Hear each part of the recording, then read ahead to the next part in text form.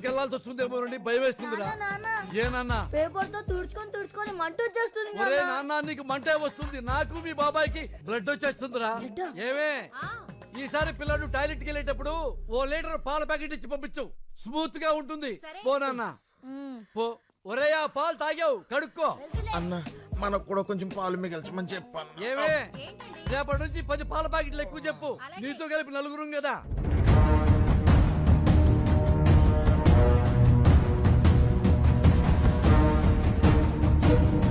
రెండవ రోజుకు చేరిన నీళ్ల కష్టాలు. హైదరాబాద్ లో ప్లాస్టిక్ బిందెలకి ఫుల్ డిమాండ్. మూలన పడేసిన పాత బిందెలను బయటకు తీసి అపార్ట్మెంట్లపై విరుచుకు పడుతున్నారు నగరవాసులు.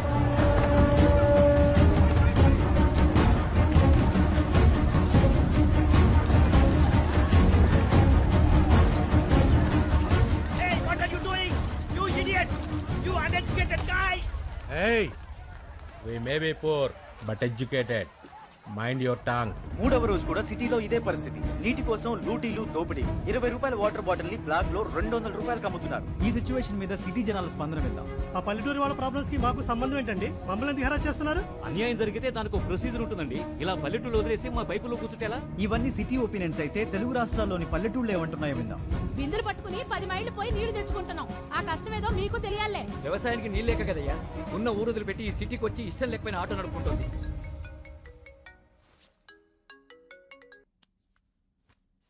హలో లక్ష్మి. నిజంగా చాలా మంచి ఐడియా వేశావు. మొత్తం మీడియా అంతా మన మీదే ఫోకస్ పెట్టింది.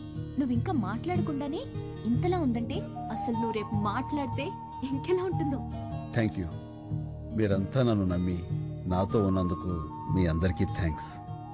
నీ వెనకాలే ఉంటా. Thank you Lakshmi, thank you. వాళ్ళందరూ నీరూరు గ్రామానికి చెందిన రైతులుగా గుర్తించారు. వీళ్లంతా వృద్ధాశ్రమంలో ఉంటూ ఈ క్రిమినల్ కార్యక్రమాలకి శంకర్ నాయకత్వంలో నీళ్లాపి నగరవాసులందరినీ ఇబ్బంది పెడుతున్నారు. తీవ్రవాదుల కంటే దారుణమైన వ్యక్తులుగా నగరవాసులు వీళ్ల గురించే మాట్లాడుకుంటున్నారు. దీని మీద పోలీసులు రేపు ప్రస్తుతం మాట్లాడతానని చెప్పు. ఆ తర్వాత అందరి గుండెల్లో ఆలోచనల్లో రైతుల కష్టాలు మాత్రమే ఉంటాయి. ఆ కార్పొరేట్ వాళ్ళు కోర్టులో సబ్మిట్ చేసిన అబద్ధపు సాక్ష్యాలకు వ్యతిరేకంగా జనమే పోరాడతారు. సరే అన్న. This is the first time total corporate owners of India have assembled at one place. మన మధ్య బిజినెస్ పోటీ ఉండొచ్చు, కానీ ఒక కామన్ ఎనిమీ వస్తే మనమంతా ఒక్కటవ్వాలి. కార్పొరేట్ని ఎదిరించే వాళ్ళని మనం తొక్కేయాలి. దీన్ని సీరియస్ గా తీసుకోకపోతే రేపు ప్రతి ఊరివాడు ఎదురొస్తాడు. నాకు షాంపూ ఫ్యాక్టరీ ఉంది. ఒక బాటిల్ ఎగ్ షాంపూ తయారు చేయడానికి 45 గుడ్లు కావాలి. వీధుల్లో ఉండే బికారి పిల్లలందరూ గుడ్లు తినాలని ఆశపడితే how could we make shampoo? Is correct. ఈ కేసులో ఎంఎన్సీ వెనకడుగు వేస్తే అది మనందరికీ ప్రాబ్లమే. నా 12 కంపెనీల మీద 33 కేసులున్నాయి. ఇది ఇలాగే వదిలేస్తే రేపు నా కంపెనీలకు కూడా ప్రాబ్లమ్స్ వస్తాయి. అందుకే ప్రెస్ మీట్ అనేది జరగకూడదు. అస్సాం నుండి నేను రౌడీలను రప్పించాను. శంకర్ ప్రెస్ మీట్ కి రాగానే వాడిని వేసేస్తారు. Yeah, they will finish him off. Thank you all. ఈ కేసులో గెలుపు నాదే. Thanks for your support. ఏ यहाँ क्यों लेके आए हो? पहले वो जहाँ है वहाँ चलेंगे. चलो. ఒకసారి సిఏ గారిని కలిసి. Excuse me sir.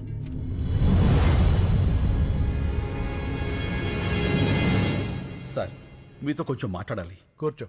Thank you sir.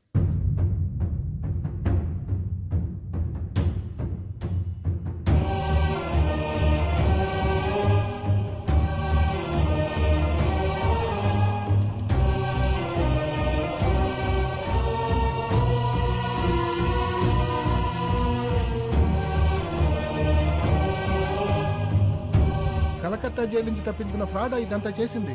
అవును సార్. పద మా ఎస్పీ గారిని కలుద్దాం. వాట్? నువ్వు కరెక్ట్ గా చూసావా? అవును సార్, బాగా చూశాను. అతను శంకరే. ఇప్పుడే మా ఇన్స్పెక్టర్ గారు కారులో ఎక్కించుకుని ఎస్పీ గారి ఆఫీస్కి తీసుకెళ్లారు. పైప్ లైన్ లో ఉన్నవాడు ఎప్పుడు బయటకు వచ్చాడు?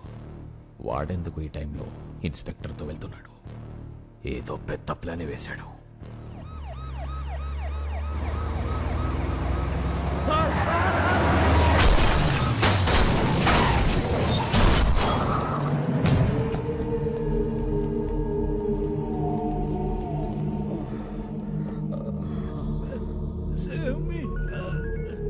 Hello sir. ఏమైంది? ఇద్దరు బతికే ఉన్నారు సార్. ఆ సిఐని చంపేసి శంకర్ని ఇక్కడికి తీసుకురా. Okay sir. నీరూరు శంకర్ 4వ రోజు మీడియా ముందుకు రాబోతున్నారు. ఏ శంకర్, చూడు నీకోసం ఎంతమంది వెయిట్ చేస్తున్నారు. Not only media, the entire India is waiting for you. జా గో, వెళ్ళి మాట్లాడు. గో. నీ మీద నమ్మకం పెట్టుకున్న వాళ్ళ బతుకులు నా కమ్మేయడానికి నువ్వు ఒప్పుకున్నావు. అంతలోనే ఇచ్చిన అడ్వాన్స్ ని నా మొహం మీద ఎసిరేసి వెళ్ళిపోయావు. 25 crores, 25 కోట్లు ఎలా వదిలేసావు? ఎలా? నా మనుషుల్ని చెత్త కింద కొడతావా? నా మనుషుల్ని కొట్టు, నన్ను కొట్టు, నన్ను. గాలికి కొట్టుకుపోయి కేసు ఇంకా కోర్టులోనే ఉంది నీ వల్ల. కమిషనర్ కృష్ణమూర్తిని భయపెట్టావు కదా, ఇప్పుడు నన్ను భయపెట్టు. పెట్టు.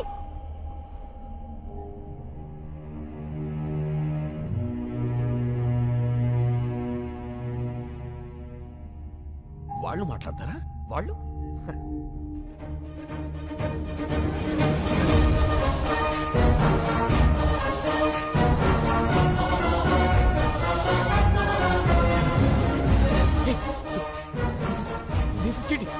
This is cheating, right?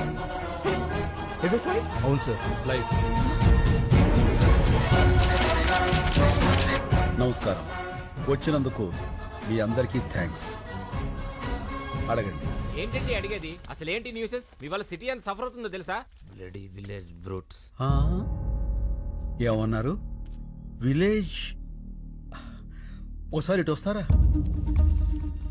ఏంటి? మీరు పుట్టింది ఎక్కడ? ఇక్కడే, కోటి. మీ నాన్నగారు? ఖమ్మం. వాళ్ళ నాన్నగారు? గుంటూరు పక్కన కొల్లూరు. అంటే విలేజ్. మీ మాటలో చెప్పాలంటే మీ తాతగారు ఒక విలేజ్ బ్రూట్, అంతేగా? మీ పట్నాలు మా పల్లెటూళ్ళకు పుట్టిన పిల్లలు. అమ్మ చచ్చిపోతున్నా పట్టించుకొని పిల్లల్ని ఏమనాలి, ఏం చెయ్యాలి? మేము విలేజ్ బ్రూట్స్ కాదు, విలేజర్సే మీ రూట్స్. బూతులాపి భూమి మీద నిలబట్టం నేర్చుకో. వెళ్ళు. కరెక్ట్ గా చెప్పావన్నా. రైతు ఈ నేల మీద నాగలి పట్టాకే నాగరికత మొదలైంది. అంత ప్రాచీన చరిత్ర రైతుది. మీలో ఎవరికైనా ఒక బియ్యపు కింద తయారవటానికి ఎన్ని రోజులు పడుతుందో తెలుసా? తెలీదు. 120 రోజులు. 120 రోజులు ఒక రైతు తన చెమటని మట్టితో కలిపి పండించే గింజ కలిస్తేనే మనం తినే అన్నం ముద్దవుతుంది. అది తెలుసుకోండి. మెతుకు కింద పడితే కళ్ళకద్దుకునే దేశం. ఆ మెతుకులు పండించే రైతుని నిర్లక్ష్యం చేస్తుంటే ఇంకెవరికి చెప్పుకోవాలి సార్? ఎవరైనా అన్నం పెడితే అన్నదాత సుఖీభవ అంటాం. అన్నదాత అంటే ఎవరో తెలుసా? వండినవాడో వడ్డించినవాడో కాదు, పండించినవాడు. వ్యవసాయానికి మించిన సాయం ఆ దేవుడు కూడా చేయలేడు. సెల్ ఫోన్ లేకపోయినా మనం బతకగలం, టీవీ లేకపోయినా బతకగలం, ఏసీ లేకపోయినా బతకగలం.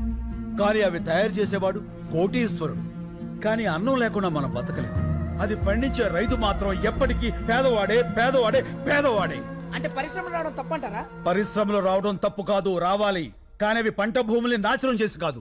ఎంతో బంజరు భూమి ఉంది, ఎన్నో రాళ్లగుట్లు ఉన్నాయి. కేవలం నీటి ఖర్చు తగ్గుతుందని పరిశ్రమలన్నీ నీరు ఎక్కడుంటే అక్కడికి కట్టేస్తుంటే నీటి కోసం రైతు ఎక్కడికి పరిగెత్తాలి సార్? అడుగు బాబు, ఇంకా అడుగు.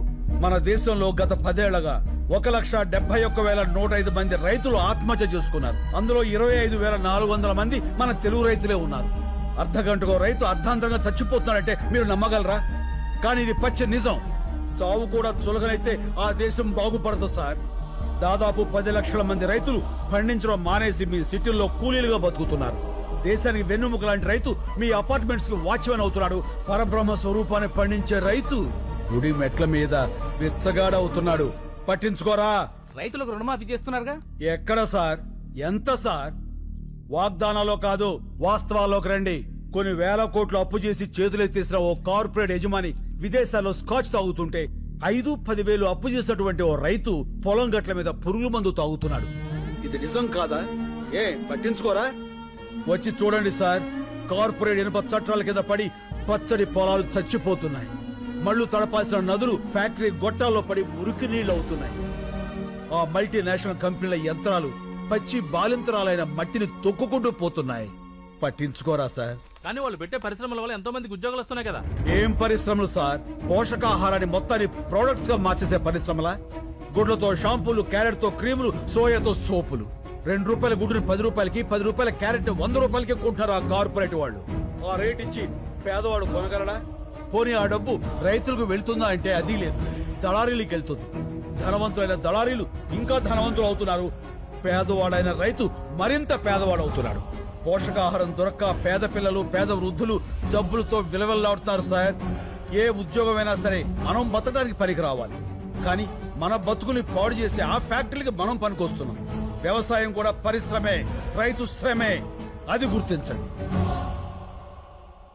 మాది చిన్న గ్రామం సార్, 500 గడప, 5 లక్షల కోట్ల టర్నోవర్ ఉన్న కార్పొరేట్ సంస్థతో మేము పోరాడుతున్నాం. గెలవటానికి కాదు, బతకటానికి. మా గొంతులు మీకు వినిపించట్లేదని 6 రైతులు గొంతులు తెగ్గోసుకుని చనిపోయారు సార్. ఏదో నీరూరు, ఆ ఊరి గొడవ మనకెందుకులే అనుకుంటే ఏదో ఒక రోజు ప్రతి ఊరు నీరూరే అవుతుంది సార్. ఆలోచించుకోండి. విదేశాల్లో ఉన్న మా సాక్షుల్ని కోర్టుకు రప్పించండి. మీడియా తలుచుకుంటే ఈ ప్రపంచాన్ని కదిలించగలదు. ఆ సత్తా మీకుంది. ఈ 3 ఏళ్లుగా మేము పడుతున్న బాధ మీకు తెలియజెప్పాలని ఈ 3 రోజులు మిమ్మల్ని బాధ పెట్టాం. అందుకు క్షమించండి. మేము చేస్తున్న ఈ పోరాటం మీకు న్యాయం అనిపిస్తే దయచేసి సాయం చేయండి ప్లీజ్. శంకర్ గారు, జర్నలిస్ట్ అంటే కేవలం రిపోర్టర్సే కాదు సార్, న్యాయానికి సపోర్టర్స్. ఇప్పటిదాకా మేము టీఆర్పీల కోసం పనిచేశాం. మా పని మేము కరెక్ట్ గా చేస్తే ఎలా ఉంటుందో ఇప్పుడు చూపిస్తాం. సాక్షులు వస్తారు, రైతు గెలుస్తాడు.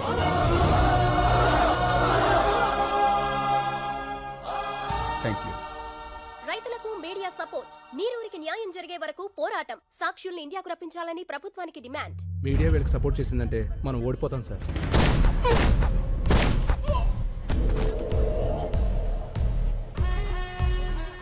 ఓడిపోతామని నీకు అనిపించినా కూడా నాకు చెప్పకూడదు. ఇప్పుడు కూడా చెప్తున్నా, గెలుపు నాదే. గెలుపుకు చేరువగా రైతులు ఏ క్షణంలోనైనా ఇండియా రానున్న సాక్షులు ముఖ్యమంత్రి అత్యవసర సమావేశానికి ఏర్పాటు చేశారు.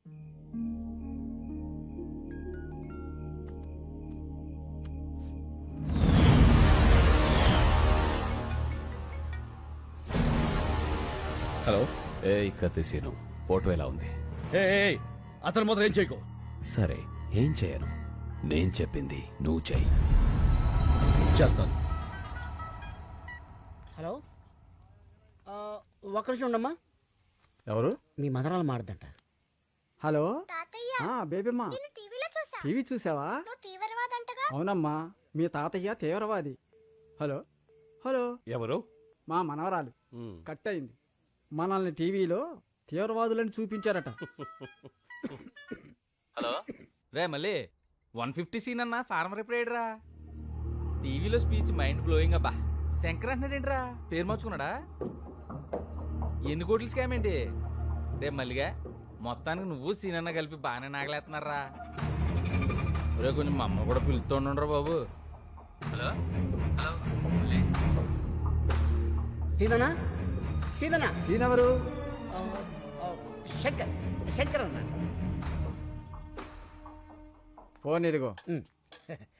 సీన్ ఇంకా రాలేదే? వచ్చేసాడు బాబాయ్, మీరు ఫోన్ చేసి పడుకోండి. ఏమడిగా?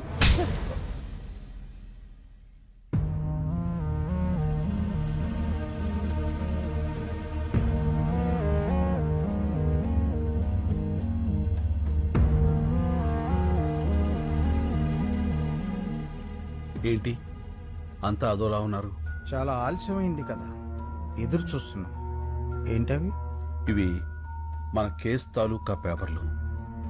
మీ 10 మంది ఇందులో వేలుముద్రలు పెడితే ఏం రాసింది అందులో?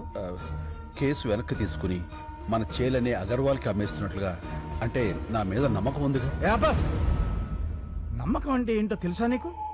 మన చేల, మా చేల. చెప్పరా, ఎంత కమ్ముడిపోయావు? మమ్మల్ని ఎంత కమ్మేశావు? శంకర్ ఏం చేశావు? అసలు ఉన్నాడా? మాట్లాడవయ్యా. ఉన్నాడని చెప్పయ్యా, నీ కాళ్ళు పట్టుకుంటా. బాబాయ్, ఎవరా నీకు బాబాయ్? పర్సలు పెట్టి పిలవాల్సిన మనుషులరా మీరు కాదు. అసలు అమ్మ బాబు ఉన్నారా మీకు? ఇంకొక మాట మాట్లాడితే పెద్దోళ్ళని కూడా చూడను, నాలుగు చీరేస్తాను. మళ్ళీ నువ్వు ఉండనా? ఏమయ్యా, ఒక మాట్లాడుతాను, నిజం చెప్పండి. మిమ్మల్ని అమ్మేయాలనుకుంటే ఈ కేసు ఇక్కడ దాకా వచ్చేదా? ఈ రోజు దేశం అంతా మీ వైపు ఉంది. ఎవరి వల్ల? ఈయన వల్ల కదా. 10 కోట్లు ఇస్తా అన్నారు. అడ్వాన్స్ గా 15 కోట్లు ఇస్తే వాళ్ళ మొహాన్ని కొట్టొచ్చాడు. ఏ ఆ రోజు వేలు ముద్రలు పెట్టమంటే పెట్టేవాడు కాదా? పెట్టేవాళ్ళ కాదా?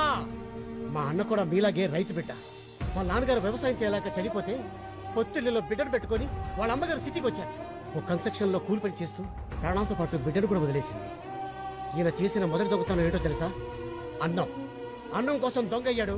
ఇప్పుడు అన్నం అందరూ పెట్టడం కోసం మనిషి అయ్యాడు. ఏం తెలుసాయా మీ శంకర్కి? ఏడవటం, ఎదిరించడం అంతేగా. మిమ్మల్ని గెలిపిస్తుంది మా అన్న. అందరినీ నమ్మేస్తామని మీరనుకుంటున్నారు. మిమ్మల్ని మీరే నమ్మడం మానేశారు. అందుకే మీ బతుకులు ఇలా ఏడుస్తున్నాయి, కుక్క బతుకుల్లాగా. తప్పు తప్పు. నేను అబద్ధంలో పెరిగానేమో కానీ నేను అబద్ధాన్ని కాదండి. డబ్బులు వెతుక్కుంటూ వస్తే ఇక్కడ నాకు మనుషులు దొరికారు. నేనుగా